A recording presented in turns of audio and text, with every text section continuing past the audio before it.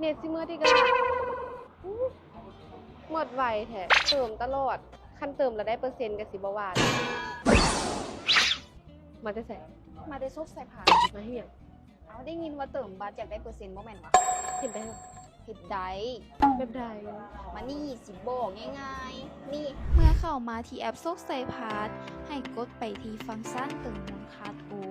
แล้วใส่เบอร์ที่ทานต้องการจะเติม ต่อไปให้เลือกจำนวนที่ทานต้องการจะเติม แล้วกดสำระด้วย BCL1 ของทาน เมื่อทานเติม 10,000 กีบขึ้นไปทานจะได้รับคะแนน 5-8% เลย เพียงเท่านี้ทานก็จะได้รับเปอร์เซ็นต์จากการเติมมูลค่าโทแล้ว โอ้ซัมนี่นี่หว่าเอาขอบใจเด้อไม่เสร็จละ